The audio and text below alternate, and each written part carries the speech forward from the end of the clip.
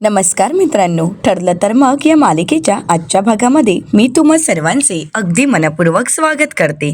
आजच्या भागामध्ये आपल्याला पाहायला मिळतं, आता अर्जुन त्याच्या ऑफिसचं काम करत असतो. सायली त्याच्यासाठी कॉफी घेऊन येते आणि म्हणते, अहो ही कॉफी घ्या, तुम्ही म्हणालात की कॉफी पाहिजे म्हणून मी तुमच्यासाठी कॉफी घेऊन आले आहे. अर्जुन पाहतो तर आता सायली दुसऱ्या हाताने कॉफीचा मग देत असते. अर्जुन म्हणतो, हे काय, या हाताला काय झालंय? त्यावेळी अर्जुन पाहतो तर सायलीचा हात भाजलेला असतो. सायली म्हणते, काही नाही, थोडा भाजला आहे. अर्जुन म्हणतो, काय? तर सायली म्हणते, हो थोडा भाजलाय, पण आता मला दुखत वगैरे नाही. अर्जुन म्हणतो, बरं मग ठीक आहे. सायली अर्जुनला म्हणते, अहो तुम्हाला माहीत आहे का, माझा ज्यावेळी हात भाजला त्यावेळी प्रतिमा त्या खूप घाबरल्या होत्या. त्यांनी माझी खूप काळजी घेतली आणि काळजीच्या ओघातच त्या पटकन मला तन्वीही म्हणाल्यात. तर आता अर्जुन म्हणतो, तुम्ही दोघं मायलेकी आहातच, परंतु कोणीतरी आपली काळजी घेणार आहे म्हणून असे पराक्रम करत जाऊ नकोस. कोणतंही काम करायचं असलं तरी अगोदर स्वतःची काळजी घे. सायली म्हणते, हो तुम्ही काळजी करूच नका. तर दुसरीकडे पाहायला मिळतं, आता प्रिया ही अश्विनसाठी कॉफी घेऊन येते. अश्विन त्याचं काम करत असतो. प्रिया म्हणते, अश्विन मी तुझ्यासाठी कॉफी आणली आहे, तुला जशी आवडते तशीच बनवली आहे, बघ ना कशी झाली आहे. आता अश्विन कॉफी पिऊन बघतो. प्रिया विचारते, छान झाली आहे ना? अश्विन म्हणतो, या कॉफीमध्ये तू कॉफी पावडर घातली आहेस की फक्त दुरूनच दाखवली आहेस? तर प्रिया म्हणते, अजून कॉफी पावडर हवी होती का, म्हणजे अजून स्ट्रॉंग हवी होती का? तर आता अश्विन प्रियाला म्हणतो, मला कशी कॉफी हवी आहे हे मी तुला अनेक वेळा सांगितलं आहे, पण शिकून घेण्याची इच्छा असेल तर ना. असं म्हणत अश्विन आता कॉफी मग टेबलवर ठेवतो आणि तेथून रागानेच निघून जातो. प्रिया खूप चिडते आणि म्हणू लागते, इतकंच होतं तर स्वतः बनवून घ्यायची होती ना. या घरात मी राबते, परंतु कोणाला मात्र माझी किंमत नाही. असं म्हणत प्रिया खूप चिडलेली असते. तर दुसरीकडे पोलीस स्टेशनमध्ये आपल्याला पाहायला मिळतं, महिपत शिकरे विचार करू लागतात. त्यांना अर्जुनचं बोलणं आठवतं. अर्जुन त्यांना म्हणालेला असतो, काय मग तुमची ती वकील कोण आली होती? विशाखा प्रभूने. असं म्हणत आता अर्जुनने तिचा शोध घ्यायचा ठरवलेला असतो. महिपत शिकरे मनाशीच म्हणतात, हा सुभेदार जर विशाखा प्रभूनेपर्यंत पोहोचला म्हणजे तो साक्षीपर्यंत पोहोचेल. नाही, असं होऊन चालणार नाही. काहीही करून आता याला थांबवायलाच हवं. असं म्हणत महिपत शिकरे आता पुढे काय करायचा याचा विचार करत असतात. त्यावेळीच नागराज काका महिपतला आवाज देत म्हणतात, काय रे ए महिपत, काय झालंय, एवढा कसला विचार करतोयस? काय तुझी सुटका होणार नाहीच आहे? हा आठवलं, आज अर्जुन सुभेदार आला होता ना, त्याने आज तुला चांगलेच उलटसुलट प्रश्न विचारले असतील आणि त्या सगळ्या प्रश्नांची तू उलटसुलट उत्तरही दिली असशील, हो की नाही? याच गोष्टीचा विचार करतोयस ना? पण हो, तुझं तोंड बंद ठेवायचं, ही गोष्ट कायम लक्षात ठेवायची. काय प्रश्न विचारले त्याने आणि तू काय उत्तरं दिली? असं म्हणत नागराज काका हसतच म्हणतात, तुझ्या त्या मेलेल्या मुलीचा चेहरा डोळ्यासमोर आला, तिची आठवण झाली की तुझं तोंडचं खपकन बंद होतं, मग काय तुला बोलताच येत नाही. आता मात्र महिपत शिकरे नागराज काकांवर खूप चिडतात आणि म्हणू लागतात, अरे नाग्या, तू तुझं तोंड बंद ठेव आणि माझ्या फाटक्यात पाय घालवू नकोस. तुला वाटते काय मी त्या हातावर हात घेऊन असा रिकामीच बसलोय का? अरे इथून अशा काही चाव्या फिरवेन ना, तू जे मेलेलीचं मुलीचं नाव घेतोयस ना, ती कशी भुरकन उडून जाईल हे कोणाला कळणार देखील नाही आणि त्या सुभेदाराच्या हाती लागणारही नाही. तर नागराज काका म्हणतात, तुला असं वाटतंय का? नाही, मला नाही वाटत, कारण शक्यच नाही. तुझी ती पोरगी ना पनवेल सोडून जाणारच नाही. का ते विचार ना, मला चांगलंच माहीत आहे. आता महिपत शिकरे रागानेच नागराज काकांकडे पाहत असतात. तर नागराज काका महिपत शिकरेंना म्हणतात, अरे तुझी मुलगी प्रेमात पडली आहे, त्यामुळे तू कितीही प्रयत्न केलेस तरी सुद्धा ती पनवेलच्या बाहेर पडणारच नाही, माझी पूर्ण खात्री आहे. आता महिपत शिकरे घाबरून गेलेले असतात. तर दुसरीकडे सुभेदारांच्या घरी आपल्याला पाहायला मिळतं, अर्जुन सायलीला विचारतो की जास्त जळजळतंय का? तर सायली म्हणते, नाही, आता बरं वाटते. तर अर्जुन विचारतो, औषध लावू? तर सायली लाजून दाखवते. मग त्यावेळी आता अर्जुन स्वतःहूनच तिच्या हातावर फुंकर घालत तिची काळजी घेत असतो आणि त्याचवेळी अश्विन आलेला असतो. अश्विन पाहतो तर सायली अर्जुन एकमेकांसाठी वेळ देत असतात आणि म्हणूनच अश्विन, मी नंतर येतो असं म्हणून निघून जाणार, परंतु सायली म्हणते, थांबा अश्विन भाऊजी. तर आता अश्विन म्हणू लागतो, नाही नको, मी नंतर येतो. अर्जुन म्हणतो, आता तर आलायस, आता कुठे रोमांस चालू झाला होता? सायली म्हणते, अहो काय चाललंय तुमचं? अश्विन भाऊजी तुम्ही या बरं. अश्विन भाऊजी काही काम होतं का? तर अश्विन अर्जुनला म्हणतो की हो, तुम्हाला जे बिलवर नाव सापडलं होतं त्या नावाची व्यक्ती हॉस्पिटलमध्ये काम करत नाही, परंतु मी जुने रेकॉर्ड चेक केले, त्यावरून असं कळालं की ज्यावेळी प्रतिमा आत्यांची खोटी डेड बॉडी देण्यात आली त्या डेड बॉडीच्या दिवशीच त्या दिवशी हॉस्पिटलमध्ये सुनीता काकडे नावाची नर्स ड्युटीवर होती. परंतु आश्चर्याची गोष्ट ही आहे की त्यानंतर लगेच 2 दिवसानंतर तिने नोकरीही सोडली. अर्जुन म्हणतो पण नोकरी सोडण्याचं कारण रिझाईन काहीतरी कळालं असेल ना? तर आता अश्विन म्हणतो नाही, त्याबद्दल काहीच कळालं नाही. तिने तसं काही कारणही दिलं नाही. आणि हो, सगळ्यात महत्त्वाचं म्हणजे आता ती नर्स कुठल्याही हॉस्पिटलला काम करत नाही. आता हे ऐकल्यानंतर सायली अर्जुनला धक्काच बसतो. सायली म्हणते काय? म्हणजे याचा अर्थ ही नर्स फक्त खोटा मृतदेह देण्यासाठी नेमलेली तर नसेल ना? तर अर्जुन म्हणतो असंही असण्याची शक्यता नाकारता येत नाही. अश्विन, तू तिचा नंबर वगैरे आणलायस का? अश्विन म्हणतो नाही, तिचा मोबाईल नंबर तर सापडला नाही, परंतु HR डिपार्टमेंटकडून मी तिचा ॲड्रेस मिळवला आहे, मी तुला फॉरवर्ड करतो. असं म्हणत आता अश्विन अर्जुनला ॲड्रेस फॉरवर्ड करतो. तर अर्जुन म्हणू लागतो आता या सुनीता काकडे नर्सचा यामध्ये जर हात असेल तर ते महिपत शिकरे किंवा नागराज किल्लेदार या दोघांपैकी एकाला तरी ओळखत असेलच. तर सायली म्हणते आणि बिलवर जी अमाऊंट लिहिली गेली असेल ती कदाचित या नर्सलाच देण्यासाठी, म्हणजे सुरुवातीला काम करण्यासाठी आणि नंतर तोंड बंद ठेवण्यासाठी. आता सुनीता काकडे ही नक्की कोण आहे, तिने नक्की काय केलं, या सगळ्याचा शोध घ्यायचा सायली अर्जुनने ठरवलेलं असतं. तर दुसरीकडे पोलीस स्टेशनला आपल्याला पाहायला मिळतं आता साक्षीचं नाव घेताच महिपत शिकरे एवढे चिडतात आणि म्हणू लागतात अरे नाग्या, उगाच माझ्या नादी लागू नकोस आणि वाटेल ते अजिबातच बोलायचं नाही. इथे तुला असं चेचीन ना की आयुष्यात कधीही विसरणार नाही. आणि एक गोष्ट लक्षात ठेवायची, प्रेमात वगैरे पडणारी माझी पोर नाही. तर नागराज काका महिपत शिकरेंना म्हणतात असं तुला वाटतंय, पण मी स्वतः प्रत्यक्षात पाहिलंय ना, तुझी पोरगी प्रेमात पडली आहे. तिला त्या पोराच्या गळ्यात गळे घालून फिरताना मी पाहिलं आहे. आणि तुला माहिती आहे का त्या पोराचं नाव काय आहे? सचिन. तर महिपत शिकरे म्हणतात नाग्या तू काही सांगू नकोस. महिपत शिकरेंना नागराज काका म्हणतात अरे म्हणजे तुला काहीच माहीत नाही आहे का? त्या पोराचं नाव, त्याचे डिटेल्स मला माहीत आहेत. तुला जेवढं माहीत नाही ना तेवढं मला माहीत आहे. त्याचं नाव आहे सचिन दीक्षित. आता महिपत शिकरेंना धक्काच बसतो. तर महिपत शिकरेंना नागराज काका म्हणतात पण एक गोष्ट मात्र तुला माहीतच नाही आहे, ज्या मुलाने तुझ्या मुलीला प्रेमात पडले त्या मुलाचं अगोदरच लग्न झालंय. महिपत शिकरे म्हणतात काय? तर नागराज काका म्हणतात की हो. अरे आणि त्याच्या बायकोचं नाव काय आहे हे तुला ऐकायचं आहे का? ते त्यापेक्षाही इंटरेस्टिंग आहे. तिचं नाव आहे अस्मिता प्रताप सुभेदार, म्हणजेच ॲडव्होकेट अर्जुन सुभेदार याची थोरली बहीण. आता हे ऐकल्यानंतर महिपत शिकरेंच्या पायाखालची जमीनच सरकते. नागराज काका हसत म्हणू लागतात महिपत अरे तुला माहीत नसेल परंतु मला सगळं माहीत आहे. ॲडव्होकेट अर्जुन सुभेदार याचा भाऊची तुझ्या पोरीला नाचवतोय. आता हे ऐकल्यानंतर महिपत शिकरे घाबरून गेलेले असतात. तर सुभेदारांच्या घरी आपल्याकडे पाहायला मिळतं सायली आता किचनमध्ये काम करत असते. तर विमलताई सायलीला विचारतात सायलीताई हे साबुदाणे तुम्ही भिजत का टाकले आहेत? तर सायली म्हणते आज साबुदाण्याची खिचडी बनवायची आहे आणि त्यासाठी साबुदाणा भिजत टाकला आहे. तर विमलताई म्हणतात अहो सायलीताई पण? तर सायली म्हणते उपवासाच्याच दिवशी साबुदाणा खिचडी बनवायची असं कुठे तर नाही आहे ना, मग काय झालं आपण आज बनवूयात. तर कल्पनाताई म्हणतात अगदी बरोबर, असं काहीच नाही आहे आणि तसंही आपल्या घरात सर्वांना साबुदाणा खिचडी भरपूर आवडते त्यामुळे काहीच हरकत नाही. तर आता सायलीला सुमन काकू विचारतात सायली अगं मी येऊ का गं किचनमध्ये मदतीला? तर सायली सुमन काकूंना म्हणते नको काकू मी बनवते, तुम्ही बसा ना आराम करा. तर त्याचवेळी अर्जुन येतो आणि सायलीला विचारतो सायली अगं तुझं झालंय का सगळं काही? चल पटापट आवर, मला निघायचं आहे. आता रविराज सर म्हणतात अर्जुनने काय हे? अरे बघतोयस ना ती किती घाईत आहे, गडबडीत आहे आणि म्हणतोय निघायचं आहे. तर सायली म्हणते रविराज काका यांचं असंच असतं, त्यांचं आवरून झालं की ह्यांची घाई सुरू होते. आता सायली अर्जुनला असं काही बोलताच कल्पनाताई हसू लागतात. तर आता प्रतिमा आत्या म्हणू लागतात म्हणजे अगदी यांच्यासारखं. रविराज सर म्हणतात काय? तर प्रतिमा आत्या म्हणतात मग काय? अहो मी खरंच सांगते, आपलं लग्न झालं त्या दुसऱ्या दिवशी तरातरा कोर्टात निघाला होता तुम्ही.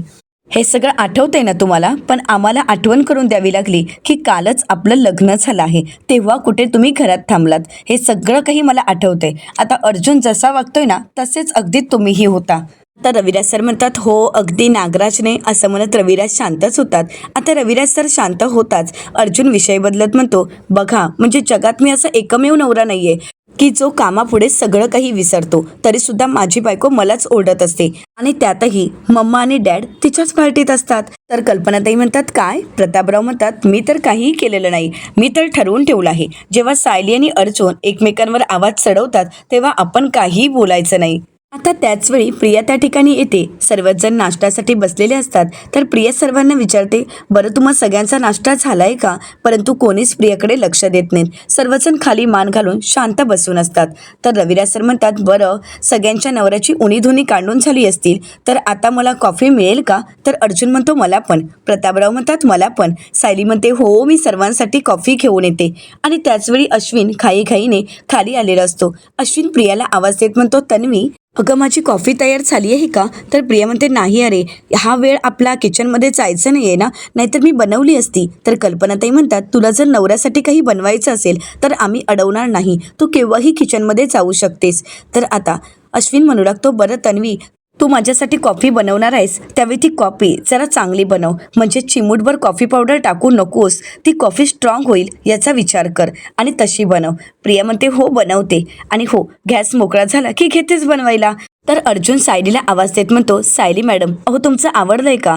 तुमचं लवकरात लवकर आवडलं तर उपकार होतील माझ्यावर. असं म्हणत अर्जुन हात जोडतच सायलीला विनंती करत असतो. सायली म्हणते, अहो एवढा नाश्ता बनवून झाला की आपण निघूयात ना. तर विमलताई म्हणतात, सायलीताई अहो बाकीचं सगळं मी बघते आणि खिचडीचंही मीच आवरून घेते, तुम्ही निघा बरं. असं म्हणत विमलताई आता सायलीला जायलाच सांगतात. तर इकडे प्रिया मनाशीच म्हणते की आता सायली आणि अर्जुन बाहेर निघालेत, पण नक्की ते कुठे निघालेत मलाही कळायला हवं. तर प्रतापराव म्हणतात, अरे हे सगळं काही ठीक आहे, परंतु अस्मिता कुठे आहे? कल्पनाताई म्हणतात, अस्मिताला पूर्णाईने काहीतरी टास्क दिला आहे, तिचा टास्क पूर्ण झाला की बघते आणि तिला नाश्त्यासाठी घेऊन येते. असं म्हणत कल्पनाताई अस्मिताला आणण्यासाठी तिथून निघून जातात. तर इकडे प्रिया मनाशीच विचार करू लागते की नक्की सायली अर्जुन कुठे निघाले आहेत. तर दुसरीकडे पाहायला मिळतं, अस्मिता पूर्णाजीने दिलेला टास्क कंप्लीट करत असते. तर त्यावेळी अस्मिता विचार करत म्हणते, काय लिहू? जर लिहिण्यासारखं काही घडलंच नाही तर लिहिणार तरी काय? परंतु त्याचवेळी अस्मिताला मेसेज आलेला असतो. आता हा मेसेज सचिनने केलेला असतो. आता सचिनने पाठवलेला मेसेज पाहून अस्मिता खुश होते. तर त्याचवेळी कल्पनाताई आवाज देत म्हणतात, अस्मिता अगं झालंय का तुझा टास्क कंप्लीट? आता अस्मिताच्या चेहऱ्यावरचं हसू बघून कल्पनाताई म्हणू लागतात, अरे वा, पूर्णाईने दिलेला टास्क जास्तच मनावर घेतलेला दिसतोय, दाखव बघू तू काय लिहिलंयस. तर आता अस्मिताने हे सगळं काही मोबाईलमध्ये टाईप केलेलं असतं. कल्पनाताई म्हणतात, तुम्ही मुलंसुद्धा ना आजकालची सगळं काही मोबाईलवर टाईप करत असता. अगं अस्मिता, परंतु हातात पेन घेऊन डायरीमध्ये स्वतःहून काहीतरी लिहत जा ना, कारण आजकालची मुलं तुम्ही डायरीमध्ये किंवा एखादं पेन घेऊन वहीत लिहायचं विसरून गेलाच आहात. पण ही गोष्ट विसरू नका, तेच आपल्यासाठी चांगलं होतं. तर अस्मिता म्हणू लागते, मम्मा एकतर इथे काही सुचत नाहीये आणि तू उगाच लेक्चर देऊ नकोस. कल्पनाताई म्हणतात, अगं काय झालंय? पूर्णाईने तुला काय सांगितलं आहे? तुझ्या आयुष्यात घडलेल्या चांगल्या घटना, चांगले विचार तू यामध्ये लिहायला सुरुवात कर. अगं तू एकदा लिहायला सुरुवात तर कर, मग बघ वाईट विचार तुझ्या मनात येणारही नाही. आणि एकदा का तू चांगल्या गोष्टी लिहायला घेतल्यास की तुझा मूडही छान होईल. आणि एकदा सुरुवात केलीस की चांगल्या विचारांनी तुझ्या आयुष्यात इतक्या चांगल्या गोष्टी घडतील, एवढ्या आनंदाच्या घटना घडतील की तुझ्याकडे लिहायला पानही अपूर्ण पडेल. तर अस्मिता म्हणू लागते, मम्मा इतकं सगळं करून जर चांगल्या गोष्टी घडल्या असत्या तर अजून काय हवं होतं मम्मा? तर कल्पनाताई थोड्या शांत होतात आणि त्यानंतर त्या अस्मिताला म्हणतात, अस्मिता बाळा ते सगळं काही जाऊ देत, तू आता एक काम कर, तुझा हा टास्क कंप्लीट झाला की तू अगोदर बाहेर ये, कारण सायडीने तुझ्यासाठी साबुदाण्याची खिचडी बनवली आहे. आता हे ऐकल्यानंतर अस्मिता खुश होते आणि म्हणू लागते, हो आलेच मी. आता कल्पनाताई तिथून निघून जाताच अस्मिता तिचा मोबाईल घेते आणि सचिनचा मेसेज पाहून तिला खूप आनंद झालेला असतो, ती खूप खुश असते. तर दुसरीकडे सचिन त्याच्या मोबाईलमध्ये पाहत असतो आणि एकटाच हसत असतो. आणि त्याचवेळी त्या ठिकाणी साक्षी आलेली असते. आता साक्षी आली याबद्दल सचिनला काहीच माहीत नसतं. सचिन फक्त मोबाईलमध्ये गुंतून असतो आणि हे पाहिल्यानंतर साक्षी रागानेच त्याच्याकडे पाहू लागते. सचिनचं हसणं पाहून साक्षी त्याला विचारते, एवढं गालातल्या गालात हसायला काय झालंय? सचिन म्हणतो, कुठे काय, काहीच नाही. कोणासोबत रोमॅन्टिक गप्पा चालल्यात का?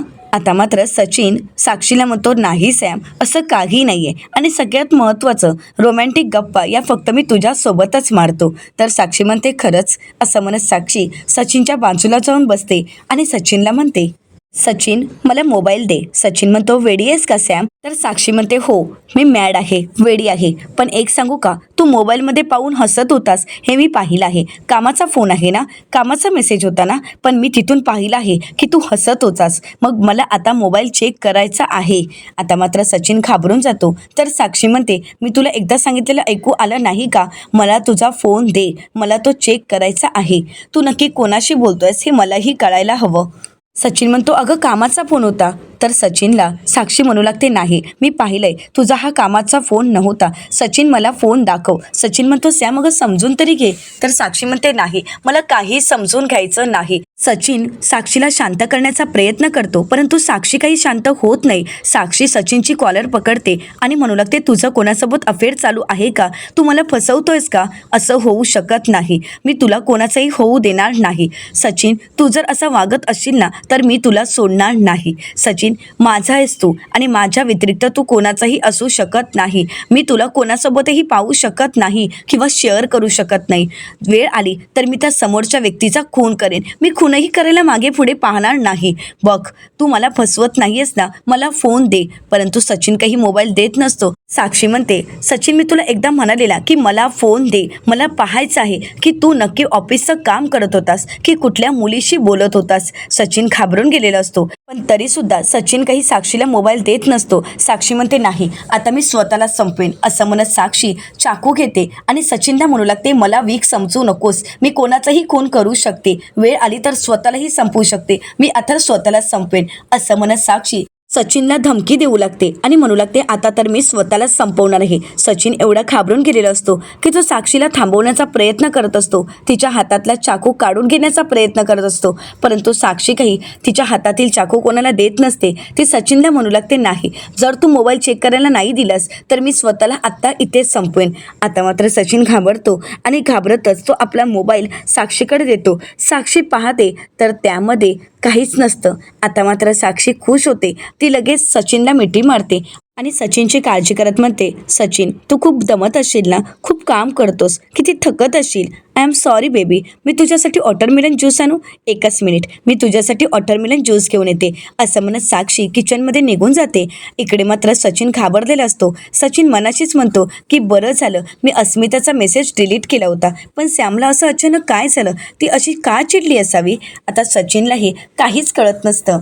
तर दुसरीकडे आपल्याला पाहायला मिळतं आता अश्विनने ॲड्रेस दिल्याप्रमाणे सायली अर्जुन त्या ॲड्रेसपर्यंत पोहोचलेली असतात. दरवाजा ठोठावतात तर त्या ताई दरवाजा उघडतात आणि विचारतात कोण तुम्ही? तुम्हाला कोण हवं होतं? तर अर्जुन त्यांना विचारतो तुमचं नाव सुनीता काकडेच आहे का? आम्हाला तुमच्याशी बोलायचं आहे. तर त्या म्हणू लागतात की हो मीच आहे सुनीता काकडे. या ना तुम्ही बसा तरी. असं म्हणत त्या सायली अर्जुनला घरात घेतात आणि त्यानंतर त्यांना विचारतात काय झालं, तुम्हाला कशाबद्दल बोलायचं होतं? तर अर्जुन सुनीता काकडे यांना म्हणतो 2 वर्षापूर्वी तुम्ही जिथे काम करत होता त्या हॉस्पिटलमध्ये आम्हाला आमची आत्या प्रतिमा किल्लेदार यांची बॉडी सापडली. पण नंतर आम्हाला कळालं की ती डेड बॉडी दुसऱ्याच व्यक्तीची होती. पण तेव्हा तुम्ही त्याच हॉस्पिटलला काम करत होता ना, तुम्ही ड्युटीवर होता ना? तर सुनीता काकडे म्हणू लागतात हो मीच त्या हॉस्पिटलमध्ये काम करत होते आणि त्या दिवशी मी ड्युटीवरही होते. पण मग काय झालं नक्की? तर सायली त्यांना विचारते मग तुम्हाला त्या मृतदेहाबद्दल काही आठवतंय का? तुम्हाला काही गोष्ट माहीत आहे का त्याबद्दल? म्हणजे तो मृतदेह तुम्ही कोणाला दिला होता त्याबद्दल तुम्हाला काही आठवतंय का? तर सुनीता काकडे म्हणू लागतात अहो त्या हॉस्पिटलला दिवसाला 100 तरी केसेस यायच्याच आणि त्यातही 10 ते 12 डेड बॉड्या असायच्याच आणि त्या सर्व आम्ही हँडल करायचो. मग असं असताना एवढ्या मोठ्या हॉस्पिटलमधील एखाद्या डेड बॉडीबद्दल आता कसं लक्षात असेल आणि कसं माहीत असेल? आणि त्यातही मला नोकरी सोडून 2 वर्ष झाली आहेत. मग 2 वर्षापूर्वीचं असं अचानक कसं आठवेल? तर सायली म्हणू लागते मी समजू शकते पण तरीसुद्धा तुम्ही थोडं आठवण्याचा प्रयत्न करा. तुम्हाला जर काही आठवत असेल तर प्लीज आम्हाला सांगा. तर सायली त्यांना विनंती करत म्हणते प्लीज तुम्ही आठवण्याचा प्रयत्न तरी करा. तर त्या ताई म्हणू लागतात नाही मला काहीच आठवत नाहीये, तुम्ही या आता. असं म्हणत त्या सायली अर्जुनवर चिडतात. आता अर्जुन त्यांना प्रत्युत्तर देत म्हणतो सुनीता मॅडम तुम्ही कितीही लपवाछपवी करून हे काम करण्याचा प्रयत्न केला किंवा केलं जरी असेल तरी सुद्धा एखादी डेड बॉडी हॉस्पिटलच्या बाहेर काढत असताना थोडं तरी पेपरवर्क करावंच लागतं. आणि जे पेपरवर तुम्ही बनवले होते, जे पेपर तुम्ही तयार केले होते, ते सगळे पेपर आम्हाला सापडले आहेत आणि ते सुद्धा महिपत शिकरे यांच्या घरात. आता सुनीता काकडे घाबरलेले असतात. त्यांना काय बोलावं काहीच कळत नसतं. सायली हे दृश्य पाहते. सायलीच्या लक्षात येतं की सुनीता काकडे घाबरले आहेत. आता सायली सुनीता काकडे यांना प्रश्न विचारत म्हणते, तुमचा आणि महिपत शिकरेंचा काय संबंध? तुम्ही महिपत शिकरेंना कसे ओळखता? तर सुनीता काकडे म्हणू लागतात, नाही, मी महिपत शिकरेला ओळखत नाही आणि अशा कुठल्याही नावाची व्यक्ती माझ्या ओळखीची नाही. तर सायली म्हणते, हो का? मग तो मृतदेह तुम्ही कोणाला दिला होता? आता मात्र सुनीता काकडे घाबरून गेलेले असतात. त्यांना चांगलाच घाम फुटलेला असतो आणि हे सगळं काही अर्जुनच्या लक्षात आलेलं असतं. अर्जुन म्हणू लागता, सुनीताजी, तुम्ही जर खरंच सांगितलं तर कदाचित मी तुम्हाला माफीचा साक्षीदार बनवू शकतो, पण तुम्ही जर खोट्यावर खोटंच बोलत राहिलात तर आयुष्यभर तुम्हाला जेलमध्ये पाठवण्याची जबाबदारी माझी. मग तुमची सुटका कोणीही करू शकत नाही. आता मात्र सुनीताजी घाबरतात. अर्जुन समोर हात जोडतात आणि म्हणू लागतात, नाही, प्लीज तुम्ही असं काहीही करू नका, मला जेलमध्ये नाही जायचंय, असं म्हणत त्या सायली अर्जुन समोर हात जोडू लागतात. तर सायली त्यांना म्हणते, मग आमच्यापासून काहीही लपवू नका, जे घडलं असेल ते सगळं काही आम्हाला सांगा. आता अर्जुन मोठ्यानेच त्यांना म्हणतो, बोला. आता मात्र सुनीताजी विचार करू लागतात. तर दुसरीकडे सुभेदारांच्या घरी आपल्याला पाहायला मिळतं, कल्पनाताई किचनमध्ये काम करत असतात.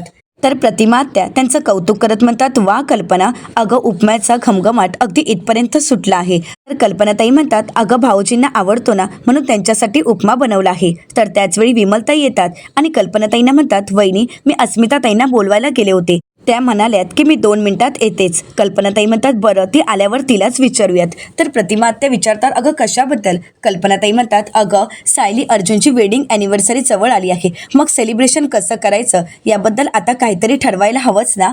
तर प्रतिमा आत्या म्हणू लागतात, हो ग, मी तर विसरूनच गेले होते. आता सर्वच जण सायली अर्जुनच्या वेडिंग ॲनिव्हर्सरीचं प्लॅन करायचं ठरवतात. तर दुसरीकडे पाहायला मिळतं, सायली अर्जुन सुनीता काकडे यांना सत्य विचारताच सुनीता काकडे म्हणू लागतात, त्या बाईची डेड बॉडी मी नागराज किल्लेदार यांना दिली होती. त्यांनी मला त्या बाईचं वर्णन सांगितलं होतं आणि त्याप्रमाणे तशी डेड बॉडी मी मॅनेज केली आणि त्यांना दिली होती. त्यावेळी मला पैशाची खूप गरज होती आणि म्हणूनच मी ते काम केलं होतं. तर अर्जुन विचारतो, त्यांच्यासोबत अजून कोणी होतं का? तर त्या ताई म्हणतात की नाही, अजून कोणीच नव्हतं, फक्त नागराज किल्लेदार होते आणि त्यांना मी ती डेड बॉडी दिली, त्या बदल्यात त्यांनी मला पैसे दिले होते.